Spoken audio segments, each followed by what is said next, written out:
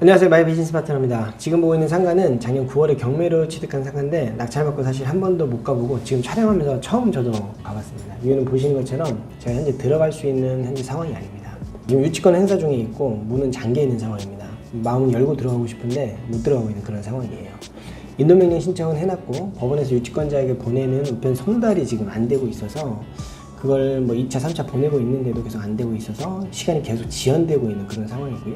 그래도 차근차근 절차대로는 저희도 진행 중에 있습니다. 여기 상가 간단하게 소개해드리면 30평 정도 되는 상가인데 내부가 이렇게 생겼습니다. 제가 이거 직접 찍은 건 아니고 경매지에 나와 있는 사진입니다. 예전에 갤러리로도 운영을 했었고 모임 장소로도 대관도 했던 그런 공간인데 여기가 지하 1층입니다. 보시는 것처럼. 외부에서 근데 계단을 내려와서 바로 진입이 가능하기 때문에 뭐 습하고 어둡고 그런 지하는 아닙니다. 지상층처럼 진입이 바로 가능해서 사용하기 매우 편할 것 같고 엘리베이터 이용도 가능하고요. 지하라는 느낌 거의 안 들 정도로 공간 이용이 가능할 것 같습니다. 그래서 저는 이거를 가장 큰 장점으로 보고 입찰에 들어갔고 낙찰을 받았습니다. 임대는 주변 시세로 고려해 봤을 때 그냥 임대료를 한 120 정도는 이제 받을 수 있을 것 같은데 수리 비용을 조금 들여서 조금 더 시설만 좋게 해놓는다고 하면 140 정도까지 받을 수 있지 않을까 예상이 되어지고요. 바로 사용 수익만 가능하다고 하면 사실 저렴하게 제가 잘 받은 상가인데 지금 사용을 못하고 있고 유치권자는 뭐 돈을 요구하고 있는 뭐 현재 그런 상황입니다. 네, 그래서 지금 현재 상황은 소유권은 저한테 넘어왔는데 점유는 유치권자가 지금 하고 있는 상황이에요. 그래서 사용 수익을 제가 못하고 있는 상황이고 근데 이제 매달 관리비는 또 저한테 청구가 됩니다. 이게 중앙 냉난 방식이어가지고 관리비가 좀 비싼 편인데 약 90만 원 정도 이상이 나옵니다. 여름하고 겨울엔 더 나오고 지금 그래서 한 100만 원 가까이 그 정도 되는 비용이 매달 저한테 청구가 되고 있는 상황이고 유치권자는 저한테 지금 약 한 3천만 원 정도의 비용을 요구하고 있는 또 그런 상황입니다. 아마도 법적으로 해결을 해야 되지 않을까 그런 상황이고요. 이게 인도 명령에서 끝날 수도 있는 상황이에요. 여기서 끝날 수도 있습니다. 근데 잘 안 될 경우에는 명도 소송까지 가야 되는 뭐 이런 상황이 올 수도 있을 것 같습니다. 이런 상황은 충분히 이제 제가 예상은 하고 이 경매 입찰을 했고요. 1년 정도까지는 제가 사용 수익을 못한다는 판단을 하고 들어왔기 때문에 여기에 스트레스를 받는다거나 그런 건 사실 전혀 없습니다. 그냥 과정이라고 생각하고 있고 배우고 있고 지금 좀 재미있고 즐겁게 지금 하고 있는 그런 상황입니다. 낙찰 후에 원래 처음에는 유치권자가 저한테 먼저 연락이 왔어요. 처음에 유치권자가 1억 2천 정도의 본인 비용 손해가 있다라고 이제 얘기를 했고 유치권 신고는 약 7천만 원 정도 했는데 저한테 이제 전화 통화하다가 최종적으로 지금 얘기하는 거는 3천만 원 정도까지 이야기를 하고 있습니다. 그 정도 비용을 주면 나가주겠다라고 이제 이야기를 하고 있는데 사실 저는 돈을 줄 생각은 없고요. 협상을 할 생각은 현재는 없습니다. 여러 가지 요건상 유치권 자체가 성립이 안 되는 조건들이 충분히 있고 그 비용도 제 생각에는 확실한 금액은 아니다 보니까 이걸 비용 주고 협상하고 그런 부분이 아닌 것 같아서 일단은 인도명령 신청을 해둔 상황이고요. 그 결정을 저는 기다리고 있습니다. 만약에 명도 소송으로 간다고 하면 충분히 저는 99.9% 이길 자신이 있고 시간이 가더라도 명도 소송까지 가야 되지 않을까 만약에 간다고 하면 그렇게 지금 생각을 하고 있고요. 어쨌든 뭐 이 유치권이 해결된다고 하면 저는 수익을 극대화시키기 위해서 지금 이 상가를 그냥 임대 주는 게 아니고 임대 주면 120에서 140 정도 받는데 그냥 임대하는 게 아니고 저는 여기다 사업화를 시킬 겁니다. 그럼 이 상가는 매달 저한테 돈을 갖다 주는 그런 상가로 아마 변해 있을 겁니다. 아마도 이 부동산 하나가 저는 제 개인적인 생각에는 대기업 다니는 거 이상의 가치가 이 부동산 하나에서 나올 거예요. 저는 이 부동산에 1억 3,500의 경매를 받았습니다. 지금 유치권 때문에 대출은 하나도 못 받은 상황인데 이 유치권만 해결되면 저는 재감정을 할 거고요. 대출을 다시 받을 건데 최소 1억 이상은 대출로 나올 거고 아니면 제 생각에는 제가 낙찰받은 금액 1억 3,500보다 더 나올 가능성도 충분히 많습니다. 그러면 실투자금이 0원이 될 수도 있고요. 대출 금액에 따라서 실투자금은 그러면 1,000에서 2,000, 3,000 정도 내외에서 왔다 갔다 할 것 같습니다. 여기다 이제 사업화를 시킨다고 하면 돈이 추가적으로 들어가긴 하는데 사업화를 시켰을 때는 부동산의 가치 상승이 있을 수가 있고 그냥 임대를 받는 것보다는 훨씬 더 큰 수익 창출이 가능합니다. 앞으로 이 부동산을 제가 명도하는 과정을 보여드릴 거고 강제 집행한다고 하면 강제 집행하는 과정 그리고 이곳에서 어떤 사업을 할 건지 그리고 수익화되는 과정 이런 것들을 보여드릴 예정이고 제가 가장 중점적으로 지금 생각하고 진행할 거는 최소 자본으로 한번 진행해 보려고 하고 있습니다. 내가 최소 자본으로 투자했을 때 수익이 얼마나 극대화 되는 거를 한번 실험을 해보고 싶고요. 이 부동산을 구매하는 거, 지금 구매는 벌써 했지만 대출을 실행하게 되면 아마 구매 금액이 거의 안 나올 거예요. 그래서 이 부동산 구매하는 비용 최소화시키고, 그 다음에 사업화시키는 것도 인테리어 비용 들어가잖아요. 이 비용도 최소화시켰을 때 과연 얼마나 큰 수익 창출이 가능한지, 이거를 제가 한번 이 영상을 통해서 한번 해보고 싶습니다. 그래서 비용이 가장 적게 들어갔을 때 수익이 과연 얼마나 날지, 물론 이게 명도도 돼야 되고 그 과정들이 좀 필요해서 시간이 걸리겠지만 하나하나 이렇게 해결이 되는 과정들을 영상으로 한번 촬영을 해서 보여드리도록 하겠습니다.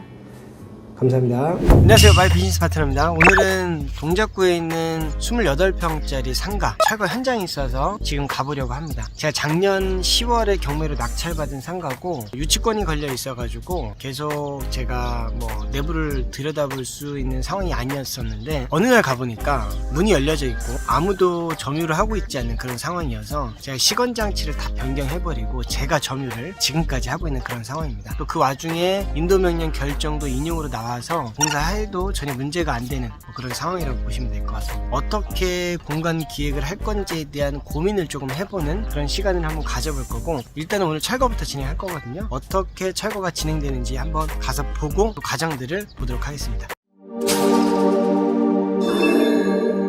이 건물이고요. 저쪽은 아파트고 이쪽은 이제 업무시설, 이쪽은 롯데백화점이고요. 이쪽으로 가거나 이쪽으로 가게 되면 그래서 도보로 여기 한 3분 정도 거리에 보라매 병원역이 근처에 있습니다. 이 건물의 지하 1층입니다. 들어간 입구가 지금 보면 동작구에 있는 롯데타워 이쪽으로도 들어갈 수가 있고요. 엘리베이터 타고 내려갈 수도 있고 아니면 이쪽으로도 진입이 가능합니다.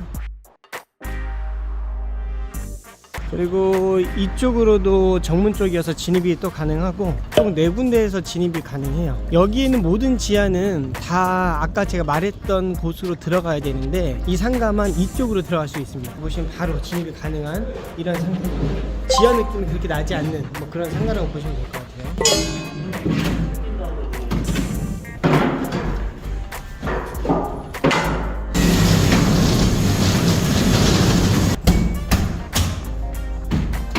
하루만에 철거가 모두 완료됐습니다. 이 공간은 그대로 페인트 칠해서 지금 살리려고 그대로 놔뒀고, 입구 쪽에 방화문하고 강화도 2개가 있었는데 2개 모두 그냥 살릴까 고민하다 그냥 다 철거를 진행을 했습니다. 보시면 이쪽에 가벽이 있었는데 다 철거해냈고요. 천장도 쭉 다 철거했습니다. 이쪽 부분도 가벽이 있었는데 철거를 좀 했고, 저쪽에 이제 단상이 있었는데 단상 부분을 드러내 보니까 이 지금 타일 상태가 매우 좋아요. 근데 이 타일을 쓰려고 했는데 이 단상 쪽에는 지금 타일이 지금 하나도 없어요. 그래서 비슷한 타일을 구하는 게 지금 중요한 일인 것 같습니다. 그래서 비슷한 타일을 구해서 이쪽에 동일하게 작업을 해서 이 바닥을 그대로 이제 쓸 예정이고, 천장 같은 경우에는 보통 저는 철거 안 하고 뭐 덧방을 한다던가 그대로 살려서 진행을 보통 많이 하는데, 그래야지 이제 철거 비용도 좀 아낄 수가 있고 공사 비용도 아낄 수가 있는데, 여기는 천장 자체가 지금 보시는 것처럼 여기 휘어졌죠. 이 휘어진 데가 몇 군데 있어 주저앉으려고 하더라고요. 그래서 이거 어떻게 할까 고민하다가 새롭게 그냥 다시 하는 게 좀 안전상 문제가 없겠다 판단을 해서 천장은 다 철거를 한 거고, 지금 보시면 제가 낙찰받은 공간이 이 공간이에요. 여기서부터 쭉 해서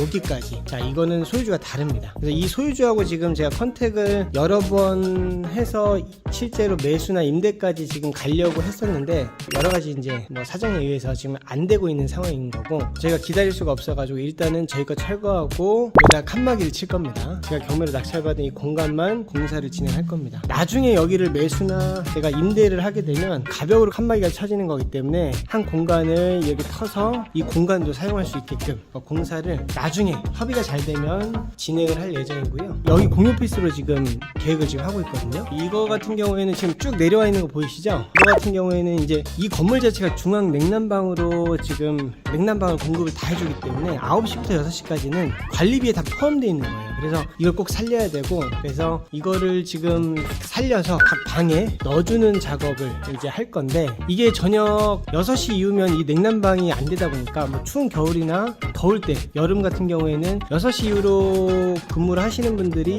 냉난방이 전혀 안 되기 때문에 별도로 냉난방을 또 추가적으로 공사를 할 겁니다. 근데 중요한 게 여기는 이제 면적이 크진 않아요.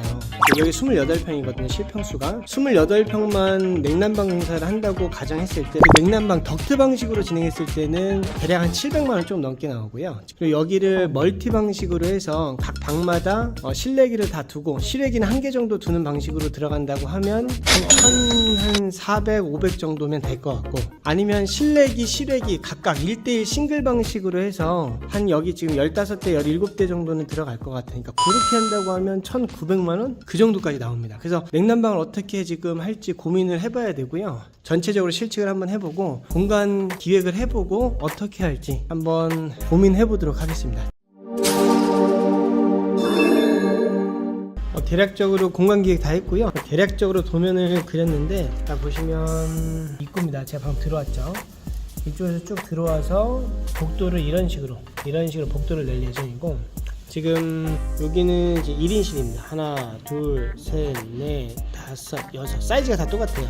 1730 정도 나올 것 같고, 요 폭이 이 폭은 2100 정도, 한 1.5평 조금 안 되는, 한 평 반 정도 안 되는 정도의 크기가 6개가 나올 예정이고, 이쪽은 이런 식으로 문이 있는데 이쪽 문 없고 그냥 터져 있는 방식으로 해서, 이쪽은 이제 탕비실청 형태로 해서 지금 만들 예정이고, 이쪽은 이제 공용 부분 일부 만들 예정이고, 이 폭이 한 7000 정도 돼요. 여기를 한 2인실이나 3인실 정도 되게끔 하나, 둘, 3개, 4개, 책상 1200짜리 3개가 들어가는 사이즈니까, 아니면 1600짜리 개 정도 들어간다거나 해서 2인실이나 3인실 개념으로 4개 정도 빼면 될 것 같고, 그리고 작은 사이즈의 1인실을 총 4개 정도를 빼고, 이쪽 공간은 아예 문 자체를 없애가지고 공용 부분으로 만들어서 쓰면 대략적으로 그냥 임대 소득만 했을 때만 해도 400만원 이상의 소득이 나오지 않을까라고 개인적인 예상을 합니다. 지금 아직 다 구체적으로 정하진 않았는데, 집에 가서 컴퓨터로 해서 다시 한번 이렇게 도면을 그려볼 거고, 복도가 이제 이런 식으로 되겠죠. 여기는 이제 칸막이가 쳐지고, 1인실은 이런 식으로 해서 쭉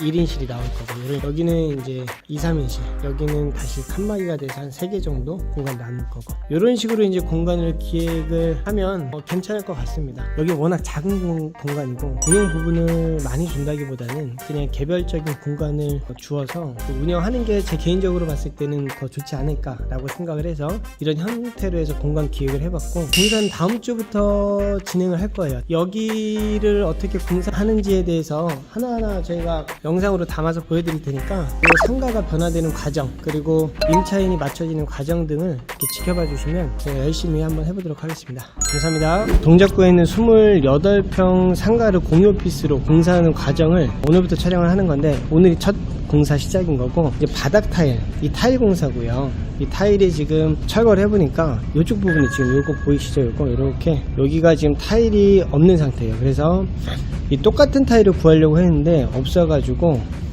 저희가 비슷한 것도 별로 없어가지고 크기도 다 다르고 해서 이 타일로 구해서 여기다 이제 작업을 진행을 할 겁니다. 타일 작업이 완료되면 내일부터 먹줄 작업을 할 거고, 뭐 공조 작업, 에어컨 작업, 전기 작업, 소방 작업 등을 순차적으로 이제 진행을 할 건데, 앞으로 공사하는 과정을 이제 한번 보여드리도록 하겠습니다. 이렇게 갈까요? 어떻게 해요? 여기서부터 저거 뒤로 해가지고 네. 공작으로 해가지고 네. 네, 이렇게 가서 네. 이렇게 맞춰서 잘라가는 거예요. 그렇게 하시죠. 아니 뭐 이쪽에서부터 가가지고 잘라가면 상관이 없고, 이게 이렇게 돼 있어가지고 사선으로 돼 있어가지고 애매해. 그러니까 이게 기준 잡기가 애매한 거예요. 예. 사선이 뭐 끝에 몰려 있으면 상관이 없는데, 네. 첫 장은 사선을 따고 들어가면 안 맞거든요. 그래서 끝에서 가가지고 나머지 코너를 사선에 맞춰서 그 맞게끔 잘라야 되는 게 맞거든요. 예. 어쨌든 방향은 어디 쪽으로 가도 상관이 없어요. 상관없어요. 그냥 보셨을 때 가장 이상적인 방향으로 네. 진행해 주세요. 뭐 어차피 그렇게 해야 될 것 같습니다. 타일 공사가 모두 끝났습니다. 보시면 여기하고 여기가 색깔이 달라요. 단차는 거의 차이가 없는데, 자, 다릅니다. 이게 기존에 있던 타일, 새로 시공한 타일. 일반적으로는 공사할 때 이 바닥 타일을 가장 마지막에 깝니다. 근데 지금 제가 공사 처음부터 이렇게 한 이유는 기존에 타일이 이렇게 깔려 있었기 때문에 이거를 활용하고자 처음부터 공사를 한 거예요. 만약에 이 타일을 새롭게 깐다고 하면 이 타일을 다 까야 돼요. 이 까는 이제 철거 비용도 들어갈 거고, 샌딩하는 비용도 들어갈 거고 다시 타일을 까는 비용도 들어갈 거고 그래서 여러 가지 이제 비용적인 측면에서 사용하는 데는 전혀 문제가 없고 나중에 임대료를 받을 때 뭐 여러 가지 고려해 봤을 때 큰 문제가 없다고 판단을 해서 그냥 기존에 있던 타일 살리고 색깔은 다르지만 이 형태로 이렇게 진행하게 됐습니다. 오케이, 신경 먼저. 여기서 앉아. 잠깐 그렇게 한번 찍어줘봐요. 먹줄 작업 완료 다 했고요. 이런 식으로 들어간 입구고 이런 식으로 해서 T자로 복도 이렇게 복도입니다. 그러면서 양 사이드로 방이 생기는 거고 여기는 여기서부터 저기까지 2인실 여기도 이제 2인실 개념이고 여기도 2인실 이쪽은 좀 작은 사이즈 이런 데는 1인실 여기 2인실 이런 식으로 입구로 들어가서 아까 이제 복도가 있고 이런 식으로 이제 먹줄 작업을 한 거고 이 먹줄 작업이 다 끝났기 때문에 이제 소방 이 스프링클러 그리고 전기 작업 그 다음에 공조 작업 에어컨 작업 이런 것들이 이제 앞으로 다음 주부터 추가적으로 공사가 이제 이루어질 예정입니다. 지금 이쪽하고 이쪽은 소유자가 달라서 이런 식으로 이제 벽체를 세워서 이제 앞으로 이쪽은 들어가지 못해요. 저희가 들어가지 못하고 이쪽에서 이 벽체를 세우고 이쪽에서만 이제 작업을 할 겁니다. 일주일 만에 현장에 한번 왔습니다. 어떤지 한번 보도록 하겠습니다. 안녕하세요, 대표님. 대표님 안녕하세요. 네, 아이고 고생 많으십니다. 예. 입구 쪽에 지금 갈바 작업 지금 하고 있는 거고 이쪽을 금속으로 해서 이렇게 씌울 겁니다. 여기 위쪽까지. 대표님 이거 위쪽에 이것도 떼어주시는 거죠? 어떤 거요? 요거 다 띄워야죠. 다 떼어가지고 요 위까지. 똑같은 것이 올라가야 돼요. 그쵸? 예. 안녕하세요. 똑같은 것이 올라가요. 네. 잠깐만 그럼 요거가 요렇게 돼서 입구 쪽이 이렇게 쌓아져서 저 위까지 이렇게 디귿자로 여기까지 여기로고 네. 이 똑같은 모양이 네. 똑같이 어떻게 쩔어져서 들어오고 들어가야 돼요. 이 두께는 그대로 그냥 싸고 가는 거죠 그대로 예, 그대로 똑같이 쌀 얇게 거예요. 가는 예, 거죠. 똑같이 쌀 거예요. 오케이. 갈바가 이것도 여기까지 들어가죠 그러면. 예, 이게 아니 거기까지 넣어줘요 아니면은 여기까지 넣어줘야죠. 아니 비어져 버리니까. 이서면 되니까 아니 여기 지금 이게 여기 열로 스터드가 비어있구나. 네. 예, 거기까지 넣어야겠네. 갈바를 여기까지는 들어가줘야지. 예, 넣어야겠네. 여기까지 그냥 살짝 그냥 덮으면 될 것 지금 같아요. 여기까지 지금 이러고 한꺼번에 접었으면 여기 이서분 되는 거니까. 예, 그렇게 해주시면 될 예, 것 같아요. 불가가 아니니까 그게. 네네. 냉난방 이 배관도 기본적으로 다 이제 밑작업 다 해놓은 거고요. 소방도 이제 스프링클러 각 방마다 스프링클러가 다 들어가야 돼가지고 스프링클러 작업까지 이제 완료가 다 된 거고 이 밑작업을 지금 다 해놓은 거고 함정은 2400 높이로 해서 지금 텍스로 이제 이 작업들이 다 끝났기 때문에 지금 텍스로 지금 작업을 이제 쭉 할 겁니다. 이 텍스 작업이 끝나면 천정 작업이 끝나면 이때 이제 벽체 작업을 할 건데 스터드 작업을 할 건데 그건 내일부터 아마 들어올 것 같아요. 옆방이랑 이것도 이거 이렇게 막아놨고 저 옆에 호스하고 이쪽하고 다 터져 있었는데 이런 식으로 해가지고 아예 분리를 딱 시켰습니다. 이렇게 지금 됐고 여기는 이제 덧방 쳤어요. 이게 이제 석고보드인데 이제 벽체에 이게 석고보드가 이제 2개씩 붙어요. 양 그 철로 2개씩. 이제 갈바 작업이 이제 완료가 됐고 이건 이제 페인트 칠할 겁니다. 이건 페인트 칠할 거고 여기도 이제 페인트로 나중에 추후 같이 이제 칠할 거고 바닥 같은 경우에는 타일 작업을 다시 하루 정도 와가지고 타일 작업을 이렇게 마무리해야 되고 천정이 모두 완료됐습니다. 텍스로 모두 했고요. 이런 식으로 이제 오늘은 이 스터드하고 러너라는 거를 이제 뼈대 작업을 할 거예요. 그래서 오늘 하루만 지나면 이 공간에 다 각자의 방들이 다 생기는 이런 뼈대 작업들을 오늘 진행할 겁니다. 이거는 금방 끝나요. 보통 하루 정도면 다 끝나고 뼈대 작업이 완료되면 문 틀을 넣어가지고 어느 정도 이렇게 방이 완성되는 과정들을 보실 수가 있을 겁니다.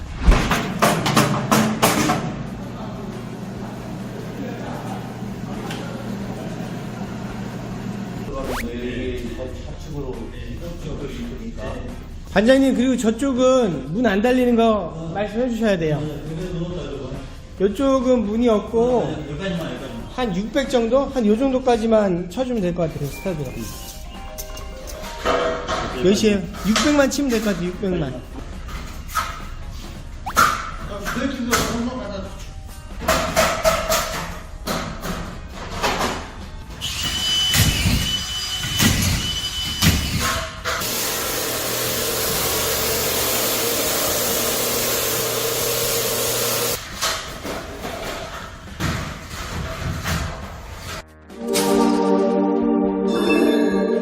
스타드가 다 세워졌고 이제 벽체가 진행을 하고 있습니다. 이제 이 공간이 2인실, 이 공간도 2인실, 상비실, 이 공간이 1인실.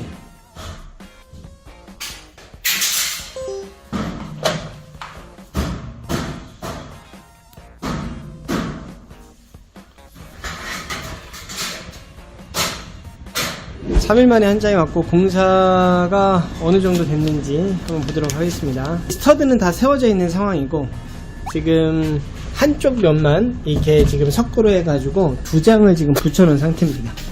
이런 식으로 붙여놓은 상태고 이런 식으로 돼 있고 한쪽은 이렇게 전기 이제 배선이나 이런 것들이 다 들어가야 되기 때문에 한쪽은 전기 작업이 어느 정도 다 되면 그때 이제 또 치기 시작할 거예요. 그래서 내일부터 칠 건데 면적이 작아가지고 이거는 한 내일 정도면 이거는 한쪽 면도 다 쳐질 것 같아요. 그래서 지금 이런 전기 작업, 인터넷 작업 뭐 이런 것들을 지금 하고 있습니다. 그래서 이런 식으로 천장에는 이제 4인치 매입등이 들어올 거라서 이제 이쪽에도 타공을 해가지고 작업을 할 예정이고 이건 이제 글라스홀이라고 해서 이제 소음을 이제 차단해주고 흡음해주고 하는 기능이라서 이런 것들은 필수적으로 공유 오피스 할 때는 무조건 들어가야 되는 자재 중에 하나입니다.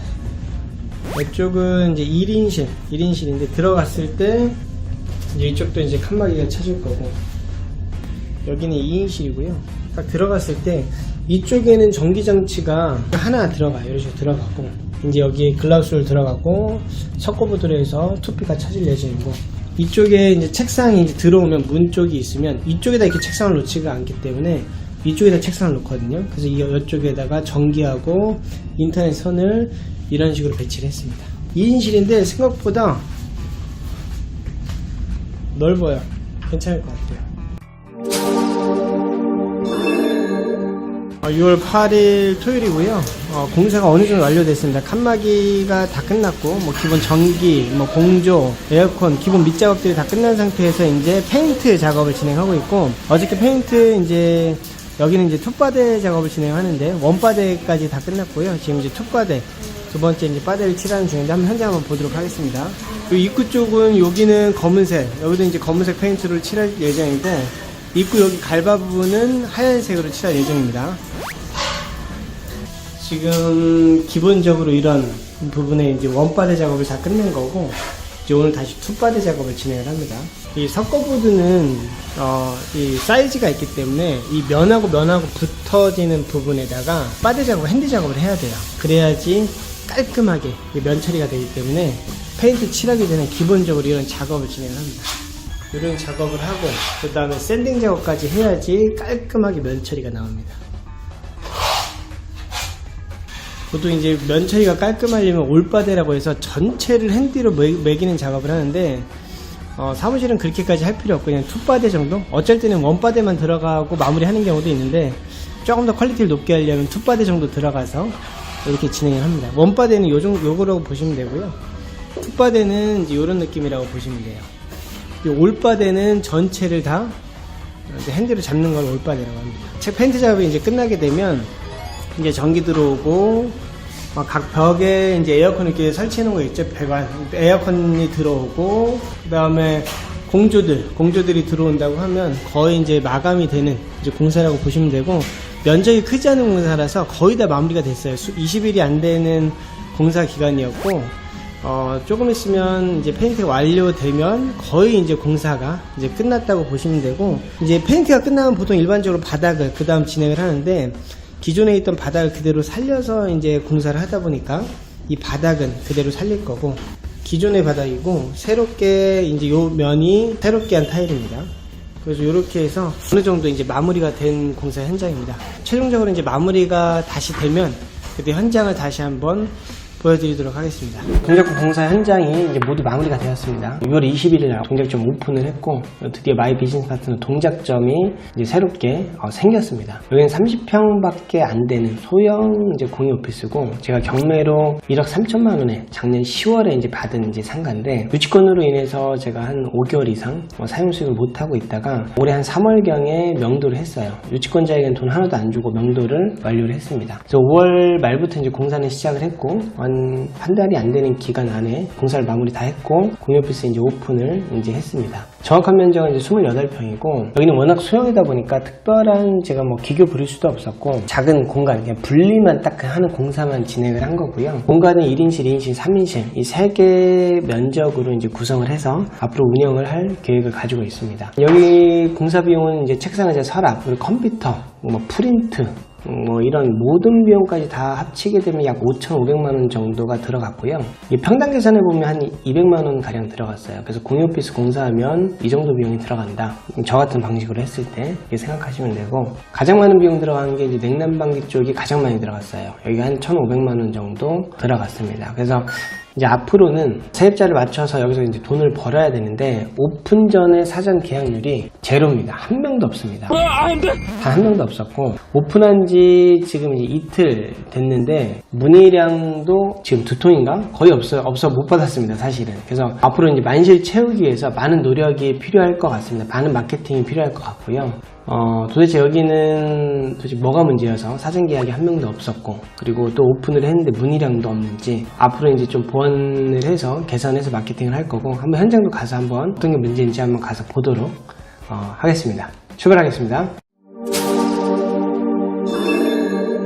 자, 동작점에 도착했습니다. 자, 이 건물 지하 1층이 저희 마이 비즈니스 파트너 동작점이고요. 요 계단을 타고 내려와도 되고요.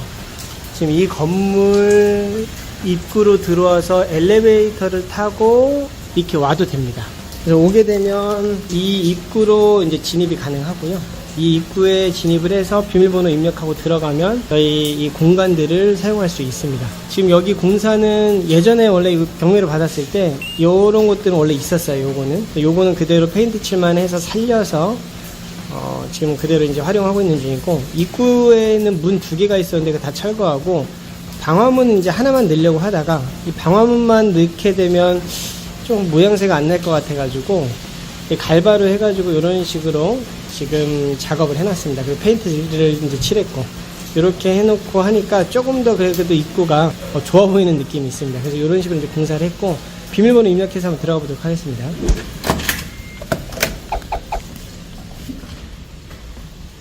자, 입구에 들어오면 이제 복도가 T자형 식으로 되어 있어요. 이런 식으로 해서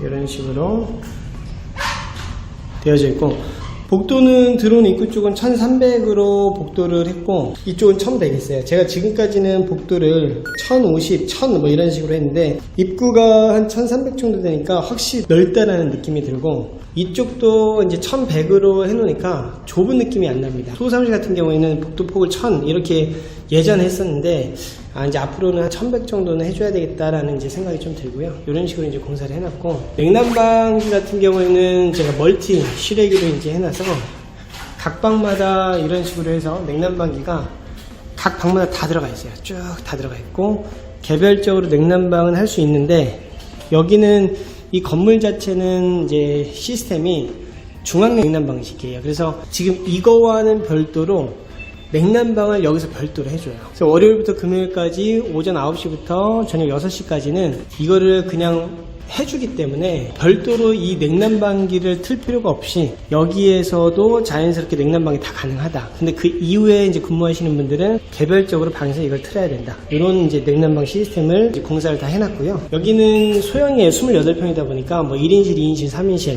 요 형태로 이제 구성이 되어져 있고, 그 외에 이제 공용 부분은 뭐 이렇게 OAC라고, 그 다음에 저쪽에 이제 회의실 정도만 이제 구성이 되어져 있고, 한번 1인실 한번 봐보도록 하겠습니다. 자, 여기가 1인실입니다. 이렇게 돼 있어요. 자, 1인실 사이즈는 이쪽이 한 2000, 이쪽이 한 1700, 800 정도 되는 사이즈고요. 요즘은 이제 1400 책상을 많이 써요. 저희가 처음에 공유 오피스를 할 때는 1200짜리, 뭐 1000짜리 이런 것들을 많이 썼는데, 여기는 한번 1600을 넣어봤어요. 그래서 1600을 넣으니까 확실히 넓다. 화면상에 담기진 않는데 확실히 1600을 넣으니까 넓다라는 느낌이 확실히 듭니다. 그래서 1인이 근무하면서 듀얼 모니터를 놓거나 해도 업무하는 데는 뭐 전혀 문제가 될 것 같지는 않아요. 똑같아요. 1인실도 냉난방은 여기서 다 중앙에서 다 해주는데 6시 이후에는 끊기기 때문에 여기에서 별도로 추가적으로 할 수 있다.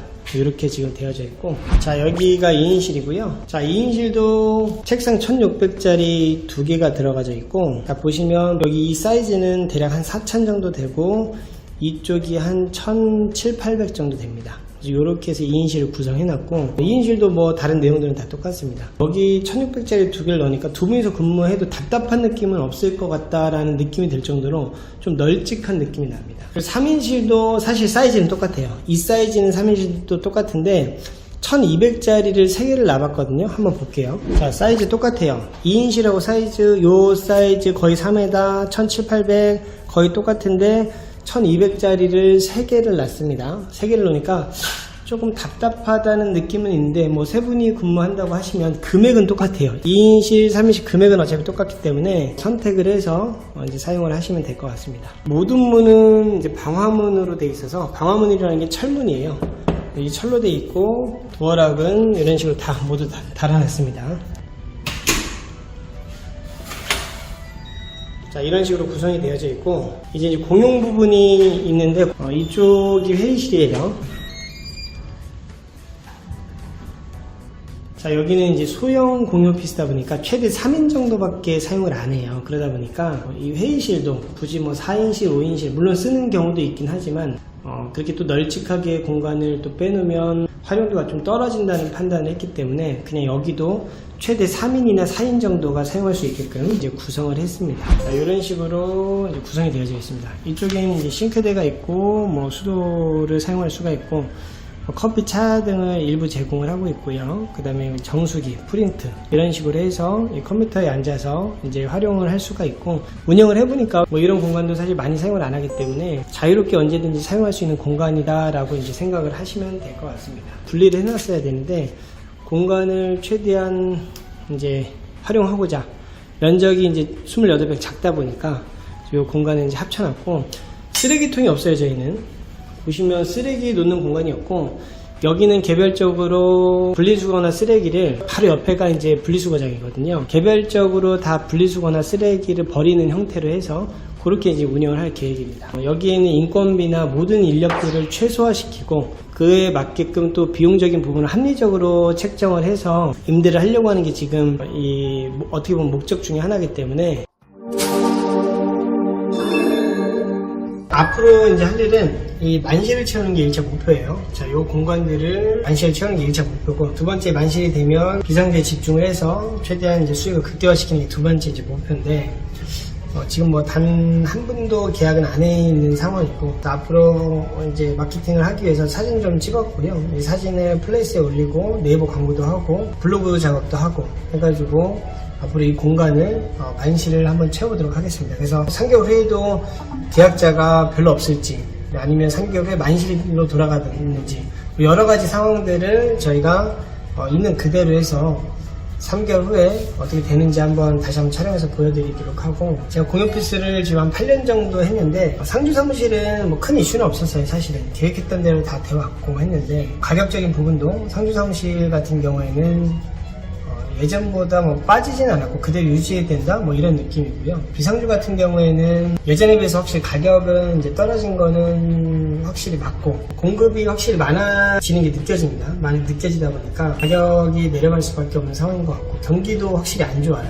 안 좋은 거는 제가 다른 사업들도 하고 있기 때문에 이 공유 오피스만 안 좋은 게 아니고 전반적인 산업이 지금 안 좋습니다. 안 좋다는 걸 제가 느끼고 있고, 그렇다 보니까 뭐 당연히 비상주도 좋지 않은 지금 상황인 건 확실하고, 무권리로 나오는 공유 오피스들이 실제로 나오고 있어요. 그래서 얼마 전에 저도 송파에 있는 공유 오피스를 인수한 게 있고, 또 뭐 제가 어디서 봤는데 또 무권리로 굉장히 좋은 매물을 어떤 분이 또 인수한 걸 제가 봤거든요.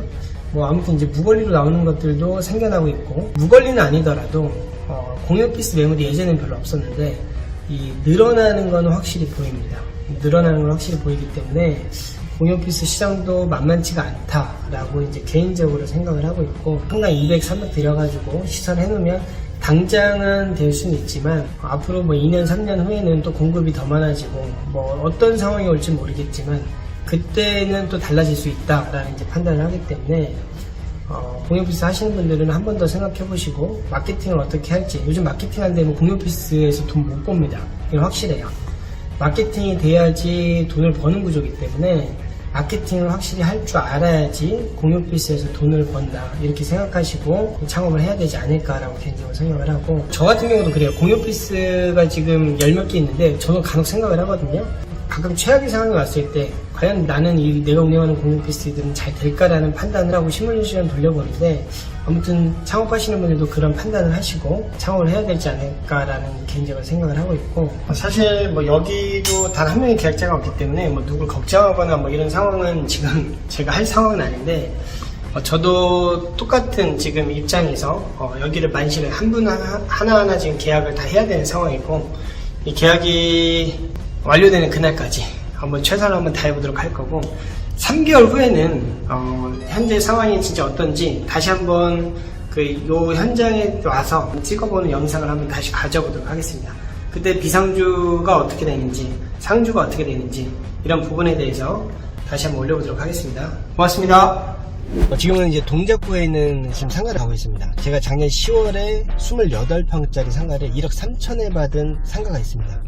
거기가 뭐 유치권도 있었고 여러가지 이제 우여곡절이 있어가지고 사용 수익을 못하다가 올해 5월에 제가 공유 오피스로 공사를 했고, 공유 오피스 공사가 6월 20일 날 끝나서 6월 20일부터 이제 오픈을 했는데 사전 계약률은 단 한 명도 없었고요.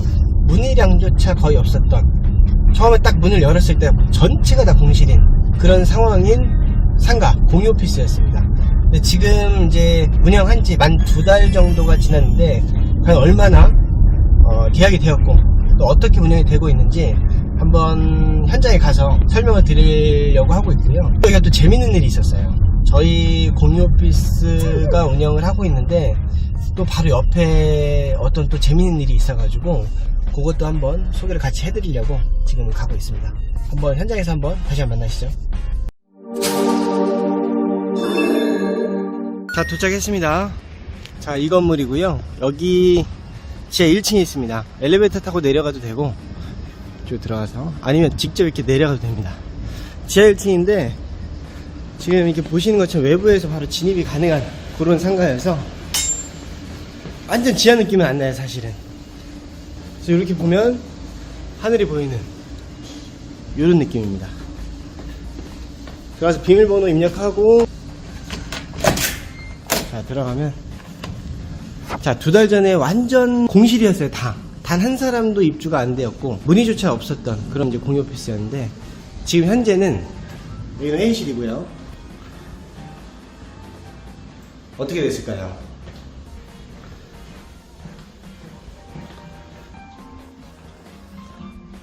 자, 딱 한 개 빼고 모두 만실입니다. 지금 하나 공실 있는 데가 요 방인데, 비밀번호 입력 한번 들어가 볼게요.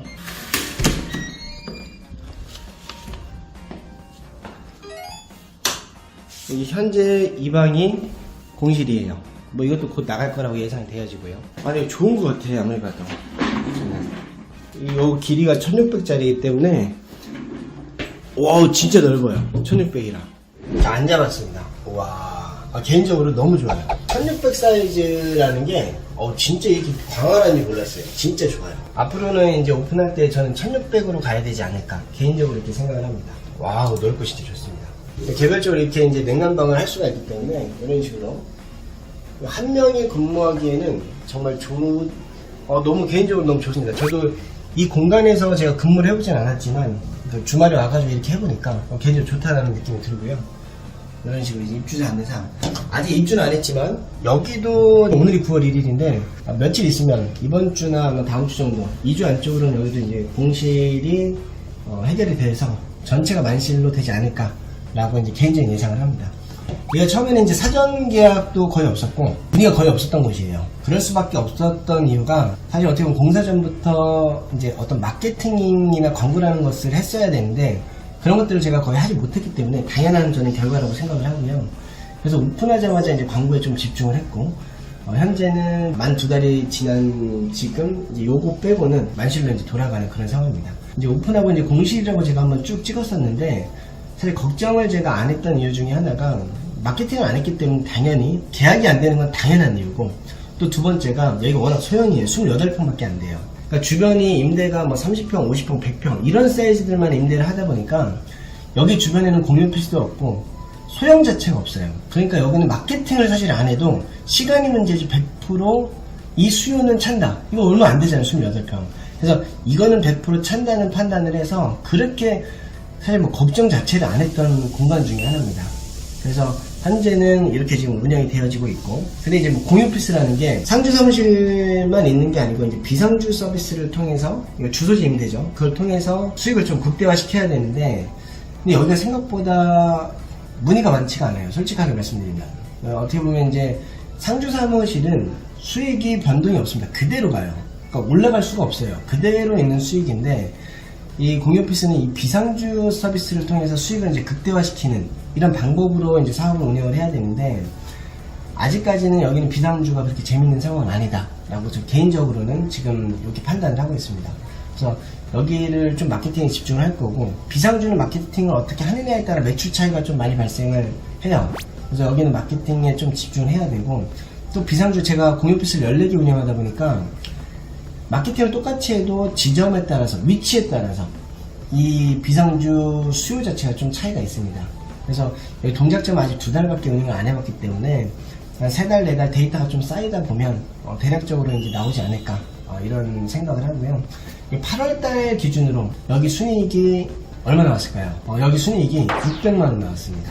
그래서 나쁘지 않은 스타트라고 생각을 하고 있고, 앞으로 이제 마케팅을 통해서 좀 꾸준하게 매출을 좀 끌어올리는 이런 것들을 진행해야 되지 않을까 그런 생각을 하고 있고, 또 이게 재밌는 일이 하나 생겼어요. 뭐냐면,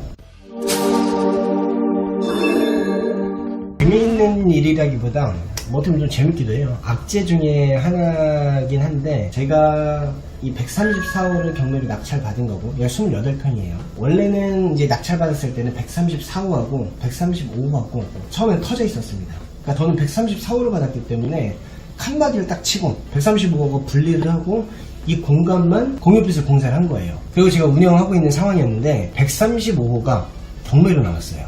한번 보여드릴게요. 여기가 134호, 제가 경매로 받은 데예요. 이 벽을 뚫고 들어가면 135호가 나옵니다. 외부에서 바로 이제 진입이 가능한 데가 134호고, 여기 기준으로 저희는 쭉 돼 있고, 여기 옆에 10평짜리가 135호가 경매로 나온 거예요. 네, 여기는 이쪽으로 들어가야 돼요. 이쪽으로. 그래서 요쪽 문이에요, 요쪽 문. 여기가 이제 경매로 나온 거예요. 그래서 저는 개인적으로 여기가 28평이고 여기가 이제 10평이잖아요. 근데 여기는 이쪽으로 진입이 가능하고, 여기는 무조건 엘리베이터 타고 들어온다던가 내부에서 진입이 가능하기 때문에 이거 두 개를 합쳐서 제가 사용을 한다고 하면 이건 상가의 가치가 충분히 올라가겠다 판단을 해서 제가 여기 경매로 받으려고 했어요. 그래서 이 공간하고 이 공간하고 같이 써야 되겠다 이런 이제 판단을 했는데, 135호를 제가 생각하는 금액 이상으로 높은 금액에 낙찰 누가 받으셨어요. 단독으로 받으셨어요. 그래서 저는 좀 아쉽다라는 생각을 했고, 근데 뭐 이거 운영하는 데는 전혀 문제가 없기 때문에 그냥 아쉽다라는 생각을 하고, 저는 이제 바쁘게 살고 있었는데 얼마 전에 화장실을, 이쪽에서 화장실을 여기 와가지고 화장실 가다 보니까 보이시죠? 공유오피스. 솔직히 말하면 순간 좀 버퍼링이 왔어요. 근데 가다가 공유오피스라고 써져 있는데 이게 맞나? 이거 잘못 본 건가? 진짜 이런 생각을 했습니다. 뭐지? 순간 한 3초 정도 제 눈을 의심할 정도로 134호 제가 운영하는 공유오피스, 이쪽으로 들어가면 또 공유오피스가 하나 더 있는 거예요. 사실 근데 뭐 법적인 문제는 전혀 없어요. 이분도 이제 돈을 들여서 낙찰을 받으셨고 공유오피스를 운영을 하고 있는 거기 때문에 법적인 문제는 사실 전혀 없지만, 사실 저희가 운영하는 공유오피스 입장에서는 악재인 건 사실이에요. 그래서 조금 제 입장에서는 아쉽다, 뭐 이런 개인적인 좀 이제 약간 어떻게 보면 이제 개인적인 생각을 가지고 있는 거고요. 매출적인 부분에서는 상주 사무실은 매출은 타격이 없어요. 10평이기 때문에 상주 사무실이 들어온다고 해도 영향이 있을 수가 없고요. 단지 이제 비상주 같은 경우에는 영향이 있을 수 있습니다. 같은 공간이기 때문에 비상주 매출은 나름대로 좀 이제 양분화되지 않을까라는 생각을 하고, 마케팅을 잘해서 제가 더 가져간다고 하고 아니면 이쪽이 더 가져간다고 하더라도 조금 이제 결과적으로는 좀 나눠지지 않을까라고 이제 개인적인 생각을 하는데, 어차피 지금 이렇게 된 상황에서는 뭐 방법이 없어요. 이분하고 제가 전쟁할 건 아니잖아요. 이분도 돈 들여서 법적 문제 없이 정확하게 사업을 하는 건데, 그렇기 때문에 저는 이분하고 상생을 해야 되지 않을까. 뭐 사업하다 보면 별의별 일이 다 있는데 또 진짜 재밌는 일이 하나 생겨가지고, 앞으로는 여기 동작점 영업장을 좀 이 옆에 있는 공유오피스와 서로 상생할 수 있도록 운영을 해나가야 되지 않을까라고 개인적으로 그런 생각을 가지고 있습니다. 뭐 사실 사업하다 보면 뭐 진짜 예기치 않은 상황들이 항상 발생을 해요. 저는 이때 가장 중요한 게 유연한 대처라고 생각을 하는데, 여기도 좀 유연하게 대처해서 서로 윈윈할 수 있는 그런 전략을 가져갈 거고요. 재미있게 한번 운영을 한번 해보도록 하겠습니다. 어떻게 보면 저한테 진짜 좋은 기회가 아닐까, 이런 상황이 온 것도 정말 좋은 기회가 아닐까라는 그런 개인적인 생각을 가지고 있습니다. 동작점에 대해서 이제 간단하게 리뷰는 다 했고요. 나름 여러 가지 시행착오가 있었지만 그래도 이제 저기 한 개 호실 빼고는 다 이제 계약이 되어져 있는 상태고 안정적으로 지금 운영이 되어지고 있는 상태입니다. 또 뭐 한 3개월, 올해 말이나 뭐 내년 정도 됐을 때 운영 상황이라든지 이런 것들이 어떻게 운영이 되고 있는지 그런 것들을 다시 한번 찍어서 한번 올려보도록 하겠습니다. 이상으로 마이 비즈니스 파트너 동작점 리뷰를 마치도록 하겠습니다. 감사합니다.